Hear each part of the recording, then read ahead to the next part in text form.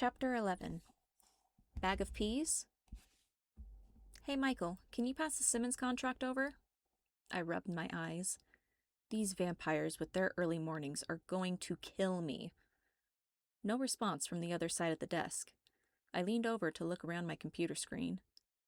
Michael was sitting very still in his chair, just staring at his screen with a blank expression on his face. He looked like he was holding his breath, like if he moved, the spell would break and who knows what would happen next. Poor guy. He thought he was only going over to get answers this morning, not more questions. I stood up and walked over to his side of the desk. His palm was on the contract I needed, but he was so distracted that he didn't notice me walk up. I tapped him on the arm. Hey, you okay, man? Michael startled in his seat at my sudden appearance next to him. He rubbed his eyes with a hand and relaxed. You've been in your own world for a bit now. Why don't we have an early lunch, huh? I suggested. As his trainer, it was my duty to make sure he learned and performed his tasks to an acceptable degree. That's why I was suggesting leaving the desk for a bit. Hey, Drew. Sorry, I've been so distracted today.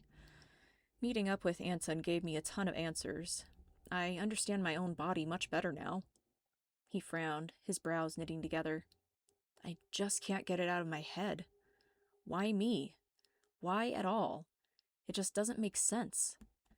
I should have seen whoever it was that turned me when I woke up, right? Ugh, my head. He rubbed at his temple. Feel like I'm cursed, or being punished for something I didn't do. I thought for a moment. Unless it took you a while to wake up. I mean, you were dying after all. I tried to offer at least a little assurance. Right behind us, Trevor's voice piped, Who's dying? My spine locked. For a split second, I thought he'd heard something he shouldn't have. Both Michael and I whirled, coming face to face with our overly nosy floor manager. Trev! Hey, you surprised me, man. Don't do that. Michael chuckled in reply, a hand splayed on his chest. He winced and rubbed his temple. Did Drew say something about you dying? She's not working you too hard, is she? Trevor's tone was playful, but he gave me an assessing look. Oh, no, nothing like that. I was just telling Drew, about a game I tried the other day. My avatar in the game was dying. That's what she was talking about. Trevor looked between me and Michael, his eyes still skeptical. Drew, he started slowly, his eyes turning to me. Are you finally coming out of your shell a little? You never talk to anyone about random stuff of your own volition. This is awesome. Michael was still rubbing his head. Trevor, really. I was just talking Drew's ear off. She was probably just being polite by trying to talk about my game. We were just headed to lunch. We both needed an early break than usual today, Michael told him, trying to get rid of him. That finally seemed to satisfy him, as he nodded and stepped back. Well then, don't let me stop you. See you both after lunch. He gave a casual salute, still oblivious. I released the breath I held.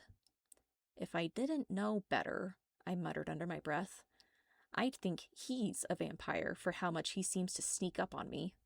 Michael snorted his agreement, or at least acknowledgement. As we walked on, he seemed to go back into his mind. Hey, I said, trying to keep him present. We'll figure it out, okay? We?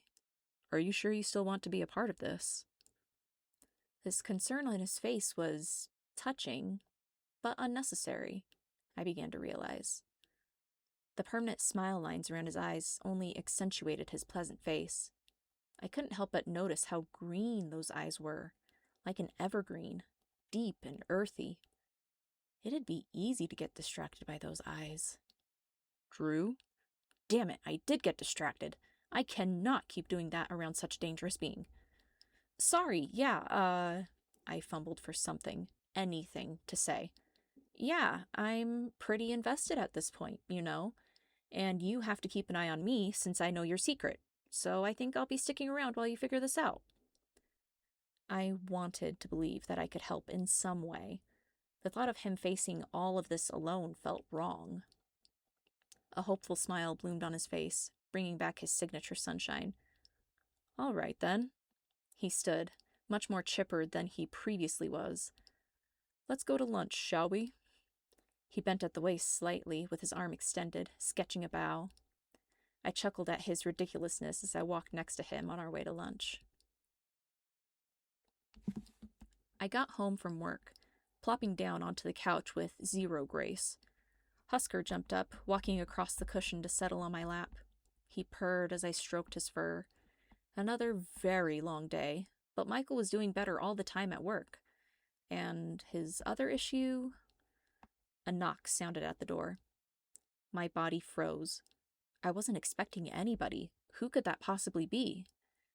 I committed the sin of removing a sleeping cat from my lap, my hands trembling, so I could go to the peephole. I crept over as quietly as I could, not wanting anyone to know I was home. I did not have the energy to talk to anybody.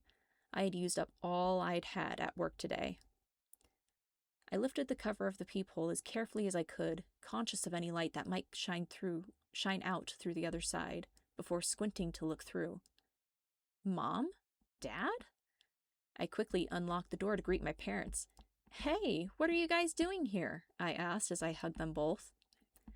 I came to check your fridge and stock it with proper food. Your dad came as company. Mom pushed inside with bags of groceries and meals. Dad threw a thumb over his shoulder, his other thumb hooked on a belt loop. Anything need fixing up while I'm here? I've got my tools in the back of the truck. Dad, just sit down a minute, would you? Would either of you like a coffee or tea? I got some peppermint tea that has crystals of honey in it. It's delicious. They both opted for the tea, so I got the kettle going. Mom was in a perfect deep squat in front of the fridge, shaking her head at the emptiness of it. She huffed, "Bah," and kept unloading dish after dish into the fridge. I finished making the tea, leaving Mom's on the counter, and took the other to my dad, whom Husker had deemed had a suitable lap for napping. Dad knew the rules of sleeping cats and just stroked the feline with his swollen, calloused hands. Dad, you really need to take better care of your hands. I grabbed a tin of soothing salve I kept around for his visits, scooping a dollop on the back of a nail. I began rubbing the salve into his free hand after he set down the tea, commenting that the flavor was as I had described. Why would I do that when you do such a good job of it for me? He winced as I rubbed over arthritic knuckles and stiff wrists. I began to exercise the hand just a little to help loosen the muscles. I remembered a physical therapist once telling me, motion is lotion, so I tried to move Dad's fingers and wrists around to help him with his mobility. Because I don't live with you guys. I haven't for years now. You need to come up with a better excuse, Dad. Bah, was his only reply. It's so funny how some couples pick up on each other's habits like that. I smiled at my dad. Have you already had dinner, hun? Mom asked from the kitchen. No, I haven't. Would you guys like to stay and have dinner here with me? My mom unwrapped a steaming, warm casserole. I hadn't noticed she had already set the table as well. I sighed with contentment. I hadn't lived with my parents since moving out for college after a gap year, but every so often they would come by my apartment like this, my mom grousing over my fridge and worrying over my health, and Dad wanting to do something helpful for his little girl. I really was lucky. I got parents that loved me in their own way and kept showing their love even after I didn't live with them anymore. Well, duh, honey. We're your parents. We're always going to want what's best for you. And what is best for you right now is for you to eat a vegetable. Now sit down before the food gets cold, she had said one time when I had commented on how they'd come around to help even though I'm an adult. I smiled at the memory as we sat down once again for a similar dinner. I finally had a weekend to sleep in, and it was glorious. Or at least it would have been, had Husker not been pawing at my face and meowing at the top of his little lungs at 6 a.m. for his breakfast. I reluctantly dragged myself out of bed, groaning at the stiffness throughout my body. I stumbled to the kitchen, yawning wide-mouthed. I opened a can of food for him to the sound of his music, before turning on some music of my own, letting the sound surround me. My eclectic collection had everything from classic rock to punk to jazz to rap. I liked songs from all kinds of backgrounds. I didn't know what made a song good. I just knew when a song hit right, and I let that carry me along. I pulled my hair up into a bun on top of my head, needing to keep everything out of my face as I went to work cleaning my apartment. There wasn't a whole lot to clean, honestly, but getting my space in order has always helped me to feel more grounded and steady. And let me tell you, if you want motivation to clean a bathroom, you just need the right song to get started. Luckily, it only took a few skips to find the perfect song to get started with. I had just flushed the cleaner down the toilet, singing along to the Spice Girls, when I heard a knock at the door. Curious, I quickly washed my hands and paused my music. I checked the peephole to see. Michael? What are you doing here? Are you okay? I was instantly worried. Please be okay. I'm starting to not mind you at work so much. His voice was shaky. I think I need to come inside, Drew. Surprised, I stepped back to indicate for him to walk past me. He stepped forward. Bam! I jumped at the noise. Michael took several steps back, hands flying to his nose in pain. Okay. Ow. What the hell? His voice was muffled under the hand holding his nose. He put his other hand forward, meeting an invisible barrier. It seemed to cover the entire door. Wait. I slipped my phone out of my pocket. I was texting with Anton earlier. He texts really well for a 500-year-old, by the way. And we were talking more about hospitality laws that vampires must follow. There was one that he mentioned about needing to be explicit when inviting a vampire into your home. I guess my stepping back wasn't explicit enough? No, it was not. His voice was pinched and he blinked rapidly, his eyes still watering from the pain. I also remembered Anton's caution to always call a vampire a guest before inviting them in to invoke protection as the host. I swept back my arm again. As my guest, I invite you into my home. Michael took a tentative step forward, his free hand outstretched, and met with nothing. Relieved, he walked right past me to my newly cleaned bathroom to inspect his nose. Oh, please don't let vampires be bleeders themselves. I don't want to have to re-clean the bathroom. Luckily, he did not have a bloody nose, just an extremely tender one. He checked in the mirror for damage. Would you like a bag of peas? I asked him. He paused his gentle prodding, turning his head to look at me, confused. Pardon? I pointed to my face, then his. For your nose, to use like an ice pack. I don't have any real ice packs, but I remember growing up using a bag of frozen peas whenever we needed one. It might help with any swelling. I don't know if vampires can swell from pain. I don't know if they even bleed, but a bag of peas might help your nose feel better.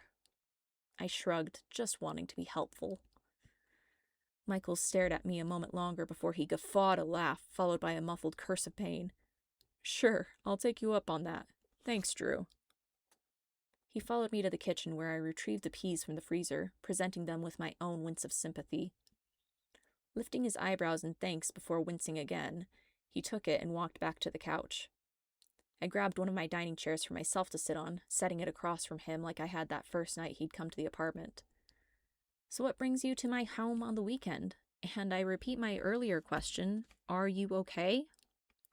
I looked intently at him, trying to discern for myself if he had any other external injuries. I think I'm okay. You know, besides the obvious. He gestured with the peas, revealing a reddened nose. But, I think I may have a new power. I was in line to get my coffee this morning when I swear I heard the guy behind me talking, but he wasn't. Then I thought I heard somebody else, but their mouth wasn't moving. Did Anton say how his mind-reading power came about? I'm kind of scrambling because I keep hearing random voices in my head. I'm either hearing other people's thoughts or I'm becoming schizophrenic.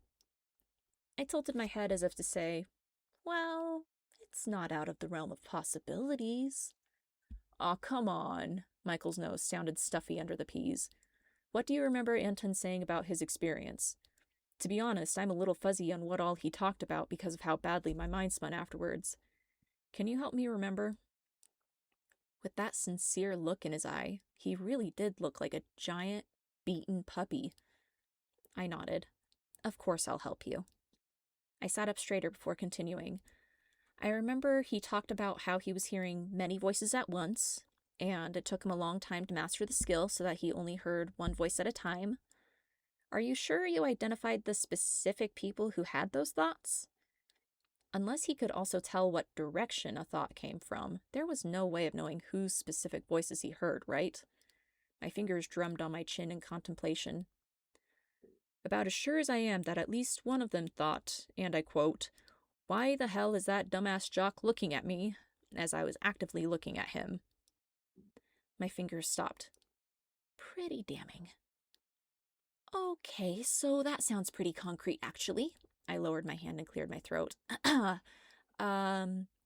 So why did you come here instead of texting Anton? I was so shaky I feared I would drop my phone, and your apartment building was like one street over. I must seem like such an idiot to you. I mean, a little, but I don't know that I'd be handling his situation any better than he is. You don't seem like an idiot. You seem shaken, and for good reason, it sounds like. If you are developing mind reading powers, we should probably loop Anton in on this. Would you like me to text him for you? He nodded, handing me his phone, hands still shaking. I typed that I was the one using Michael's phone and that we needed to talk to him as soon as possible. After sending it, I set Michael's phone down in front of him. I'm going to get a glass of water. You want one? He nodded, and I headed to the kitchen. At the counter, I felt something wrap around my legs as I grabbed a couple of glasses from the cupboard. I looked down to see Husker with his golden eyes staring up at me. Well, hey, buddy, what are you doing out here? Feeling brave? Feeling adventurous? He meowed in response, bringing a grin to my face. He followed on my heels, sitting underneath my chair and staring at Michael like he was the predator and not 11 pounds of fluff. Aw, Husker, are you trying to protect me from this scary vampire? I cooed at him. Michael seemed to ignore the light jab and stared right back at Husker with curiosity. Hi, Husker. How are you today, buddy? Michael tried to ask. Husker growled. Actually growled in response before stalking off to the bedroom. My heart stuttered as I watched him go, wondering about animal instincts. I am so sorry. I have no idea what's going on with him. That is completely unlike him. He almost always hides whenever anyone else is over here. Maybe animals react differently around vampires? Maybe Husker was just reacting to a primal instinct. Or maybe I was ignoring something. My blood rushed in my ears. Was there something I didn't know? Michael said nothing, and, curious, I looked back at him. His entire countenance looked so depressed that my heart squeezed as if someone actually held it. Hey, it's not anything to do with you, Michael. If he could see past the vampire to the man who is there, I think he'd come to like you very quickly. I don't have many visitors, so Husker has only been exposed to a limited number of people. You're one out of the 3 total visitors I've had in the past month, and the only vampire. But I am a predator now, aren't I? He looked completely dejected. His shoulders slumped forward in a furrow in his brow. A monster. Mostly dead, but not really alive anymore. I have to feed off of living blood now, possibly going as far as maybe hurting people again. He looked up at me. I don't want to, Drew. His eyes were glossy with emotion as he looked into mine. He clutched the bag of peas like a lifeline. I couldn't handle this. This was supposed to be sunshiny Michael, not whatever this was. And as wary as I was of him, I was no longer scared. What did scare me was how much I wanted to make it better. Michael, I leveled a look at him. You are a man grieving his lost life and all of the opportunities you didn't get to have. You are not a monster. There are plenty in the world for you to compare against, and you're not even close. He stared up at me as if he wanted to believe me, but was just shy of it. I tried to think of anything I could to lighten the mood, unable to stand the look in his eyes any longer. Besides, you'll get to keep going on for who knows how long. It could be centuries, just like Anton. Imagine the possibilities. You might be the first vampire to go to space. That earned a stifled chuckle, but a chuckle nonetheless. There's a piece of sunshine, even if it's just a fart's worth, I said. That got a hearty laugh of surprise. "What the hell is a fart's worth?" he managed to chuckle out. I shrugged, pinching my fingers close together. "You know, a very minuscule amount, because a fart can't fill very much space." Michael's laugh was now a boom. "I beg to differ. Have you ever been in an enclosed space with someone's particularly bad gas?"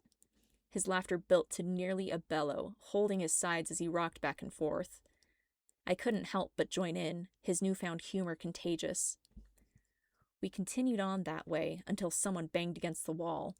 We shushed each other like naughty children, giggling. At least now Michael was smiling again, and that brought me some relief.